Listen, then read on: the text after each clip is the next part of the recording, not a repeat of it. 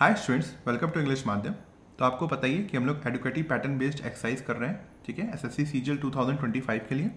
इसकी एक प्लेलिस्ट बनी हुई है, जो लोग आप लोग में से नए हैं वो उसको रेफर कर सकते हैं, ठीक है। तो चलिए स्टार्ट करते हैं। ये वाला क्वेश्चन देखो, पहला वाला। इसमें है क्या कि S1 फिक्स है, S4 फिक्स है, हमको PQRS में S2 और S3 को अरेंज करना है, ठीक है। बताना है कि S2 क्या है और S3 क्या है PQRS से। Wiser by the experience of previous summits, previous summit जो बैठकें हुई हैं, पिछली बैठकें हुई हैं, उससे सीखते हुए इंडिया टुक अ नुआंस्ड स्टैंड, इंडिया ने एक बैलेंस्ड अप्रोच लिया है, बैलेंस स्टांस लिया है। कहाँ पे? इन जोहान्सबर्ग लास्ट वीक पिछले हफ्ते, on the expansion of the BRICS group. और किसके लिए जो बैलेंस स्टैंड लिया है? जो ब्रिक्स का एक्सपेंशन होना है, मतलब ब्रिक्स के ग्रुप को जो बढ़ाया जाना है। ये हो गया S1, ठीक है। अब S4 को देखो, it can be a game changer for the international order. कह रहा है कि ये जो ब्रिक्स एक्सपेंशन की बात चल रही है, ये गेम चेंजर हो सकता है इंटरनेशनल ऑर्डर के लिए, कि इंटरनेशनल में जो लोग ग्रुप डिवाइड है, जैसे G7 हो गया या और भी देश हो गए, तो इसका बहुत बड़ा गेम चेंजिंग मूवमेंट होगा अगर ब्रिक्स का फैलाव होता है। विच इज सीइंग कन्वर्जेंस, इसका क्या मतलब हुआ? जो ये इंटरनेशनल, आजकल इंटरनेशनल ऑर्डर है, जो कि बहुत ज़्यादा उथल पुथल है, कि कोई किसी के साथ है, कोई किसी के साथ जा रहा है। इस समय अगर देखो तो जो USA है उसका स्टांस एकदम चेंज हो गया है, उसने भारत को किनारे किया और पाकिस्तान के साथ है। तो जो पहले ही बहुत ज़्यादा उथल पुथल हो रही है, that were unimagined at the dawn of this decade, जो कि सोचा नहीं जा सकता था 2020 की स्टार्टिंग में। जो ये डिकेड स्टार्ट हुआ है वो 2020 से स्टार्ट हुआ है, तो हम कभी सोच नहीं सकते थे कि इस तरीके की चीज़ें होंगी, मगर हो रही हैं। इसका मतलब ये हुआ कि ये जो हमारा पैसेज होगा वो ब्रिक्स के एक्सपेंशन में होगा। ब्रिक्स में जो जो कंट्री होगी उनकी बात हो सकती है, और कोई दूसरी बात होगी तो वो इससे अलग होगी। अब P वाले को देखो, the strategic partnership between France and India, रणनीतिक साझेदारी जो भारत और फ्रांस के बीच में है, is built on a strong foundation of people to people ties. वो एक स्ट्रॉन्ग फाउंडेशन में बनी हुई है। वो स्ट्रॉन्ग फाउंडेशन क्या है? लोगों आपसी, मतलब हम लोग जो है पीपल टू पीपल टाइज है वहाँ पर, चाहे वो फ्रांस के हो, भारत में एक दूसरे से जुड़े हुए हैं।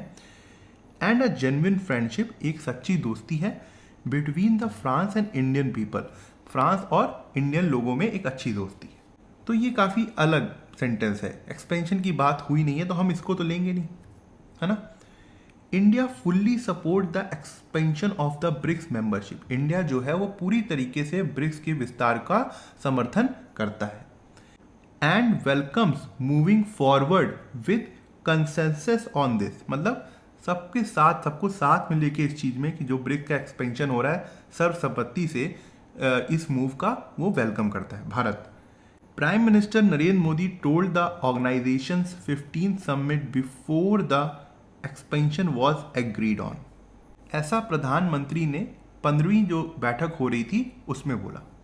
Never was this connection more evident than on July 14, कह रहा है कि 14 जुलाई से पहले इस तरीके का कोई भी कनेक्शन नहीं देखा गया था। When French crowds cheered the Indian armed forces contingent, कह रहे हैं जब फ्रांस के लोगों ने भारतीय आर्म्ड फोर्सेस की जो टीम गई थी उनके लिए चीयर किया। मार्चिंग ऑन द चैम्प्स एलिसिस, जब वहां पे वो चैम्प्स एलिस में मार्च कर रहे थे। And France celebrated India as the guest of honour at of our national day, नहीं सही होगा ये, एट इट्स नेशनल डे, मतलब जो नेशनल डे था फ्रांस का उसमें भारत को गेस्ट ऑफ ऑनर की तरह बुलाया गया था। तो ये ऑफ आर नेशनल डे सही नहीं है, ये एट इट्स नेशनल डे कर सकते हो।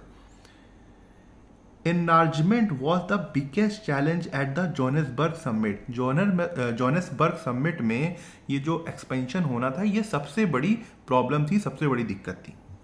और यहाँ तो बता ही दिया। क्या लग रहा है, दो सेंटेंस क्या होंगे? सबको समझ में आ रहा होगा कि भाई फ्रांस वाली तो कोई बात ही नहीं है यहाँ पे, इंडिया फ्रांस वाली कोई बात ही नहीं है, तो इसको हटा देते हैं। P हट गया और R हट गया, तो होगा क्या? Q होगा और S होगा। Q होगा S2 और S होगा S3, ये S1 है ही, और ये हो जाएगा S4, ठीक है। ये पेयर बन गया, तो क्या होगा हमारा आंसर? डी होगा। इस सेकंड वाला क्वेश्चन देखो, इसमें पैरालंबल है, हमको अरेंज करना है, ठीक है। एक बार खुद से ट्राई करो। इन the council for 18 out of 24 month, कह रहा है काउंसिल में 24 में से 18 महीने में, कोई मीनिंग अभी नहीं निकाल पा रहे हम लोग। India concluded its 18th stint in the United Nations Security Council at the end of December 2022। Bharat ने 22 दिसंबर के अंत में अपना 8वां कार्यकाल यूनाइटेड नेशन सिक्योरिटी काउंसिल में समाप्त किया। एंड बाई एनी यार्डस्टिक, मतलब उसको कैसे भी नापा जाए, इट्स 2 ईयर इंस्टेंट, जो इनका 2 साल का कार्यकाल था, हैज़ बीन अनप्रेसिडेंटेड, बहुत ही ज़्यादा बढ़िया था, और ऐसा पहले कभी इस तरीके का कार्यकाल भारत का नहीं गुजरा था। It has been my privilege, ये मेरे लिए सम्मान की बात है, to serve as India's ambassador, कि मैंने इंडिया के एम्बेसडर की तरह काम किया, परमानेंट रिप्रेजेंटेटिव, कहाँ पे, काउंसिल में ही। तो ये राइटर अपने बारे में बता रहा है। क्या होना चाहिए पहला सेंटेंस हमारा? तो सबको ही समझ में आ गया होगा कि हम बी से स्टार्ट कर सकते हैं कि इंडिया ने जो अपना 8वां कार्यकाल था उसको 2022 दिसंबर में समाप्त किया था, तो हम बी से जाएंगे, ठीक है। उसके बाद इस कार्यकाल का क्या किस तरीके का था ये, उसके बारे में बताया गया है सी में। And by any yardstick it's 2 year instant has been unprecedented, तो बी सी, ठीक है। अब भारत के जो एम्बेसडर थे, परमानेंट रिप्रेजेंटेटिव थे यूएनएससी में, उनके बारे में बात होगी। डी में राइटर खुद बोल रहा है कि ये मेरे लिए गर्व की बात थी, ठीक है। It has been my privilege to serve as Indian ambassador permanent representative in the council, council में 24 में से 18 महीने उन्होंने एज अ एम्बेसडर इंडिया का काम किया वहां पे, तो बी सी डी ए, ठीक है। तो हमारा सी आंसर होगा। अब एक क्वेश्चन थर्ड देखो, पैरालंबल है, खुद से ट्राई करो एक बार। On May 1, 1886, Chicago in the United States became the major site of a demonstration by labor unions in support of an 8-hour workday। क्या कह रहा है कि 1 मई 1886 में अमेरिका शिकागो में ये लेबर यूनियन की एक मेजर प्लेस बनी, मेजर साइट बनी उनके विद्रोह की, उनके आंदोलन की, जो कि वो कर रहे थे किसके लिए, कि वो ये चाहते थे कि 8 घंटे का मतलब काम हो दिन में। To condemned anti worker actions, अब जो लोग आंदोलन कर रहे थे उनके ऊपर कोई एक्शन लिए गए होंगे, तो उसका विरोध करने के लिए लेबर एनार्किस्ट, जो लेबर क्लास था, जो गवर्नमेंट के खिलाफ आंदोलन कर रहा था, उन्होंने called for a meeting on 4 मई 1886, 4 मई 1886 में एक मीटिंग बुलाई at the hay market square, कहाँ पे, हे मार्केट स्क्वायर में। Police brutality and the victimization of protesting workers by employers didn't subdue the spirit of the protesters, और police की क्रूरता, जो उन्होंने क्रूरता दिखाई थी, और जो उनके बॉस थे, एम्प्लॉयज थे, उन्होंने काफ़ी उनका शोषण किया था, ये सब करने के बावजूद भी उनके अंदर जो हौसला था प्रोटेस्टर्स के अंदर, जो आंदोलनकारी थे, वो नहीं टूटा और ना वो तोड़ पाए उसे। The peaceful meeting turn the violent when a bomb exploded in the police ranks, कह रहे हैं कि ये जो पीसफुल मीटिंग होनी थी या हो रही थी, वो तब वायलेंट हो गई, हिंसक हो गई, जब पुलिस के बीच में एक बॉम्ब एक्सप्लोड हो गया, फूट गया। And the police fired in response, और उसके रिस्पॉन्स में पुलिस ने फायरिंग स्टार्ट कर दी थी। The violent confrontation between the workers and the police become a symbol of the international struggle for workers right, कह रहे हैं कि ये जो वायलेंट लड़ाई हुई, ये जो हिंसक लड़ाई हुई पुलिस और वर्कर के बीच में, ये पूरे विश्व में एक प्रतीक बन गया वर्कर्स राइट का, ठीक है। क्या होना चाहिए पहला सेंटेंस? सबको समझ में आना चाहिए कि शुरुआत कहाँ से हुई थी। शुरुआत हुई थी 1 मई 1886 से, तो हम वहीं से स्टार्ट करेंगे, ठीक है। उसके बाद अब हम बी के साथ जाएं कि सी के साथ जाएं? देखो यहाँ पे विद्रोह किया जा रहा है, जो एंटी वर्कर एक्शन हुआ है, मतलब उनके खिलाफ कोई एक्शन लिया गया है, और सी में ये लग रहा है कि एक्शन लिया गया है ना, पुलिस ने अत्याचार किया है, उनके बॉसेस ने उनका शोषण किया है। तो पहले हम सी को रखेंगे कि बी को रखेंगे? पहले सी को रखना पड़ेगा। अब कुछ लोग कहेंगे सर डी क्यों नहीं रख सकते, बताइए। भाई डी में देखो यहाँ पे ये जो कह रहे हैं, ये जो the violent confrontation between the worker and the police, ये मतलब पूरे विश्व में एक प्रतीक बन गया था वर्कर्स राइट का। तो ये नहीं लग रहा है कंक्लूजन दे रहे हैं, मतलब लास्ट में एक लाइन बोली जाती है जो बहुत अच्छी लगे, तो वही एक लाइन यहाँ पर है। तो अभी इसको तो किनारे रखते हैं, बी और सी वाले में ज़्यादा चक्कर है, तो हम सी को पहले रखेंगे। पहले पुलिस ने अत्याचार किया, उसके बाद क्या कहते हैं, उसके लिए ही मीटिंग बुलाई गई थी 4 मई 1886 में, तो ए सी बी। उसके बाद यहाँ पे ये था कि जो कैसे बताया गया कि जो पीसफुल मीटिंग थी वो वायलेंट हो गई, और फिर जो उनके बीच में लड़ाई हुई वो पूरे दुनिया भर के वर्कर्स जो थे, लेबर जो थे, उनके लिए प्रतीक बना हो, तो मतलब सिंबल बना। ए सी बी डी होना चाहिए, ठीक है। ए सी बी डी हमारा सी आंसर होगा। अब ये 4th वाला क्वेश्चन देखो, इसमें हमें एरर फाइंड करनी, अगर नो एरर है तो नो एरर लगा देना, ठीक है। खुद से ट्राई कर लो एक बार। वन शुड नॉट एक्ट, हमें ऐसे एक्ट नहीं करना चाहिए, ऐसा व्यवहार नहीं करना चाहिए, according to one's whims and fancies. इसका क्या मतलब हुआ कि हमारी जो मर्जी हो हम वैसा करें, जैसी हमारी इच्छाएं हो। विम्स एंड फैंसीज का मतलब जैसी मर्जी या जैसी इच्छा हो आपकी, वैसा आप व्यवहार कर रहे हैं, एक्ट कर रहे हैं। On public places, public places में क्या दिक्कत है यहाँ पर? यहाँ पे दिक्कत है प्रीपोजिशन की, हिंट दिया, एक बार ट्राई करिए। ऑन, ऑन आपने बहुत बार किताबों में पढ़ा होगा कि सरफेस और कांटेक्ट के लिए यूज होता है। मान लीजिए ये एक टेबल है, ठीक है, यहाँ पे एक बॉल रखी हुई है, तो ये ऑन द टेबल है, ठीक है। मगर इनका यूज हम कब करते हैं?